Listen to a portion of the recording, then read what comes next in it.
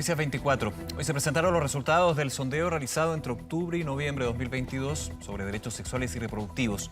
En esta encuesta se consultó a la ciudadanía sobre su percepción y experiencia en materias como acceso a la salud y educación sexual, métodos anticonceptivos, entre otros aspectos. Vamos a profundizar en estos resultados, en este contexto. Para eso nos acompaña la ministra de la Mujer y Equidad de Género, Antonia Orellana. Ministra, ¿cómo está? Muy buenas tardes, gracias por acompañarnos. Hola Nicolás, buenas tardes. ¿Cuáles son las grandes conclusiones de este estudio que se realiza en el Ministerio? Bueno, en primer lugar, lo que nos muestra el estudio es que los chilenos y chilenas tienen una percepción muy crítica respecto a la educación sexual que recibieron y que esa insatisfacción va aumentando con la edad. Es decir, las personas de más edad miran más críticamente la falta de educación sexual que tuvieron. También nos muestra que hay un 94% de respaldo a la idea de la educación sexual integral, lo que ciertamente es una buena noticia porque ya hemos realizado 2 jornadas de educación no sexista. En la última fue en conjunto con las comunidades educativas, apoderados y apoderadas, y participaron cerca de 500.000 personas. Entonces creemos que hay espacio para poder atender esta cuestión que es urgente para poder prevenir violencia de género, prevenir abuso sexual infantil y también prevenir que sigan masificándose las infecciones de transmisión sexual. Claro, y por otro lado, lo que nos muestra también el sondeo es que hay todavía una percepción de la masculinidad que está súper anclada a estereotipos. Por ejemplo, hay una pregunta respecto a la vasectomía y todavía hay un núcleo bien duro de hombres que consideran que la vasectomía afecta la virilidad del hombre, por ejemplo, o que hay una diferencia porcentual estadísticamente significativa entre unos 15 puntos en la relevancia que se le da al consentimiento dentro de la relación sexual. Esto es muy importante porque el consentimiento es uno de los puntos clave para prevenir abuso y por lo tanto tenemos todavía que trabajar mucho en una cultura del consentimiento que diga explícitamente que no es no. Justamente, son distintos elementos. Déjeme quedarme unos segundos con la educación sexual en los establecimientos educacionales. Aquí también vamos a hablar de lo que es el proyecto de ley de educación sexual integral, pero la mirada, usted lo decía, desde los mayores de edad que tuvieron mala educación sexual, o nula en algunos casos.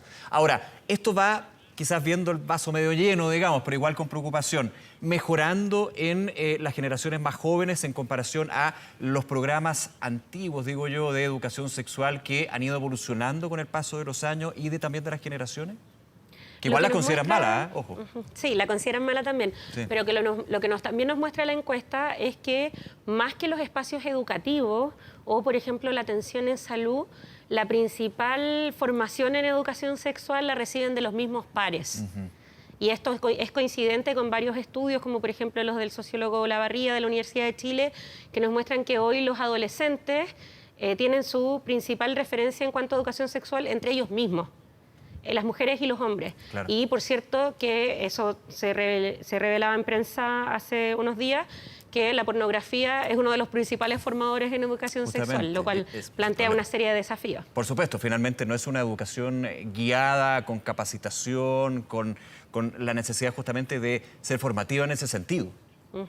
Ahora, este es un debate que nosotras sabemos que es complejo, donde hay posiciones muy encontradas y es por eso que el Ministerio de Educación, con nuestro apoyo, por cierto, ha realizado estas jornadas. Quiero insistir, o sea, en la última participaron 500.000 personas. Yo particularmente acompañé al ministro Ávila a un colegio privado católico de Maipú a realizar una de estas jornadas y fue una instancia súper positiva porque lo que muestra es que cuando hablamos francamente también con los apoderados, cuando hay información clara sobre qué es la educación sexual y que no es la educación sexual, se facilita mucho el debate. Sí, y esto es bien importante, ¿no? Importante, porque ha habido cierta reticencia de algunas comunidades educativas cuando se habla justamente de, lo voy a poner en términos bien simples, siendo que esto no es simple, digamos, para conversarlo, pero poner o imprimir más franqueza en lo que es la educación sexual. Principalmente en discusiones como no quiero que a mis hijos le enseñen de esa forma lo que es el buen vivir sexual. ¿Cómo lo analiza usted? Porque también es parte de la discusión que se da con el proyecto de ley de educación sexual integral en este caso. O sea, yo creo que es importante decir que esto no es solamente educación sexual en lo relativo a lo sanitario, ¿cierto? Al condón, los anticonceptivos. Es también educación en afectividad, es educación en respeto, es educación en consentimiento. Por eso integral.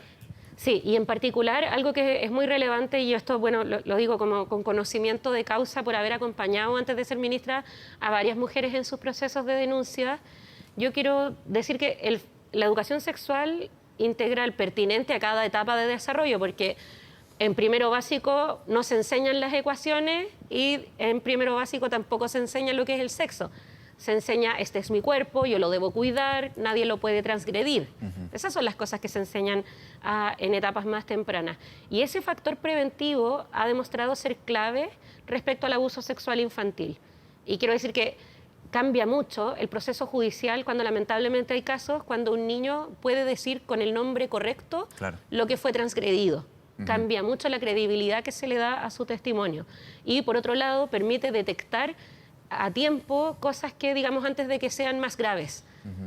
Entonces, esto también es una cultura de la prevención y de la protección de la niñez. Justamente en ese punto, preguntarle, ministra Orellana, a su juicio y también del gobierno en este caso, y es parte también de esa discusión que se ha dado cuando se ha tratado de mejorar lo que es la educación sexual en Chile.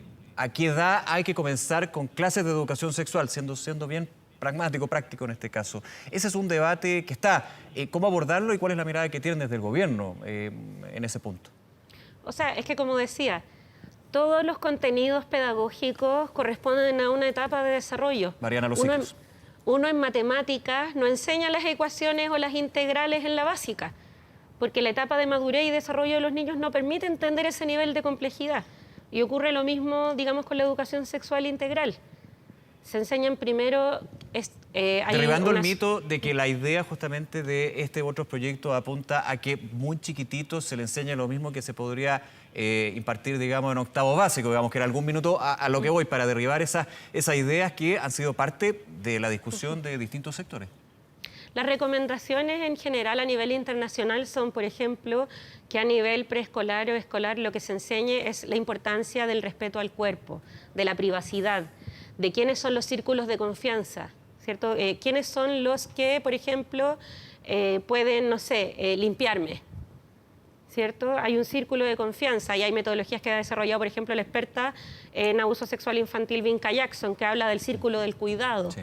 ¿Cierto? Eso es lo que se enseña a temprana edad, el respeto y el cuidado por el propio cuerpo y por lo tanto saber identificar cuando eso está siendo transgredido, porque la verdad es que los niños son niños, digamos, y no necesariamente identifican en ese momento una transgresión, porque ciertamente la mayoría del abuso sexual infantil ocurre al interior de espacios familiares o de contextos cercanos.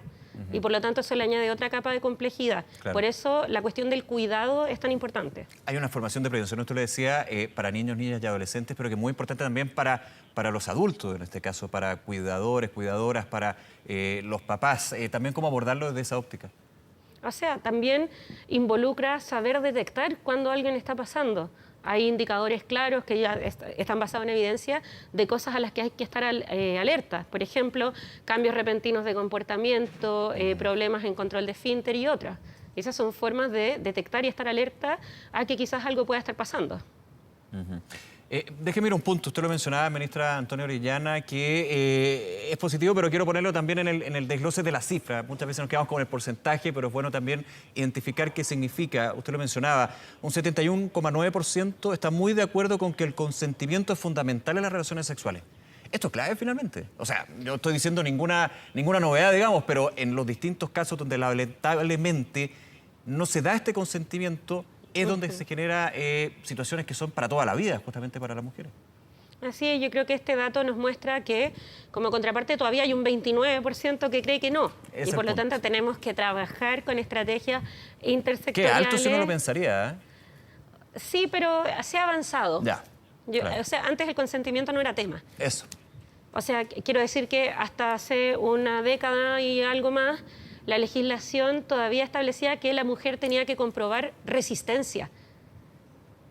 Claro. Y ahora hablamos de consentimiento, es decir, se ha avanzado y, por cierto, nos queda mucho por avanzar, pero sí hemos tenido cambios en el tiempo. Ahora, en este punto también, ¿cómo se aborda y cómo se evalúa en esta encuesta, ministra, el sistema sanitario, lo que es la mirada sanitaria desde lo reproductivo y sexual?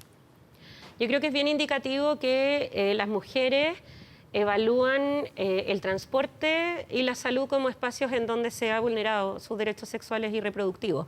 En esto no es casual que las jóvenes tengan una perspectiva crítica respecto al transporte. Es una de las agendas en este ánimo de que la mirada de género sea transversal en el gobierno, de las cosas que hemos trabajado con el ministro Muñoz, que ha estado lanzando paraderos más seguros. Y eso es bueno porque un paradero más seguro no es solo más seguro para las mujeres, lo es para todos, sí, ¿cierto? También por eso hemos estado impulsando muy fuertemente la capacitación de conductoras, porque también cambia la sensación de seguridad cuando es una mujer la que conduce. Claro. Se ha puesto Una también el mujer énfasis, perdón, ministra, en este punto del transporte, perdón que le interrumpa, en la situación de la denuncia, no sé si el concepto de intervenir cuando hay un acto de acoso, pero sí de ser partícipes, digamos, de el que no suceda, ¿no? Ese es un punto que muchas veces uno dice, chilenos, chilenas que prefieren mirar a un lado porque puede ser una cosa privada. Eso también se ha puesto el énfasis en esta campaña y en otras instancias, ¿no? O sea, en eso tenemos una coincidencia de enfoque, que también apunta a la evidencia y a la experiencia internacional.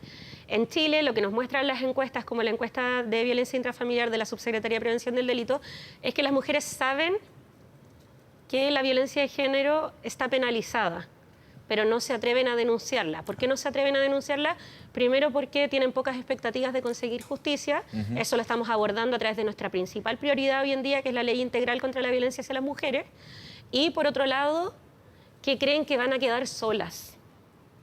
Y eso tiene, por eso en la campaña de este año, bueno, del año 2022, fue "Sí es mi problema", porque buscaba apuntar a las comunidades que sepan que el apoyo es clave para lograr conseguir justicia. Uno no puede ser indiferente. Y, por cierto, es el mismo enfoque que ha tenido, por ejemplo, Metro en su campaña de prevención, que ahí hemos tratado de estar apoyando. Es también el enfoque que realizó la Gobernación Regional Metropolitana, ¿cierto? El gobernador Orrego con la campaña que lanzó, y por lo tanto eso muestra que vamos por un buen camino de instalar una cultura de respeto y de apoyo también a las víctimas. Ministra Antonia Orellana, como siempre, muchísimas gracias por estos minutos y conversar con nosotros. Antes de despedirnos, con respecto al proyecto de ley de educación sexual integral, ¿cuáles son los pasos que siguen en este punto tan relevante y que aquí lo vemos en lo que muestran las encuestas, pero principalmente lo que es la percepción ciudadana sobre estos puntos?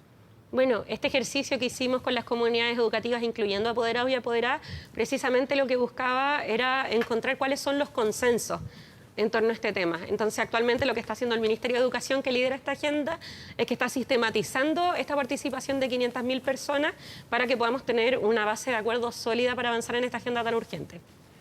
Ministra Orellana, ahora sí, muchísimas gracias, que le vaya muy bien, muy buenas tardes, que esté muy bien. Muchas gracias a ustedes. Hasta luego.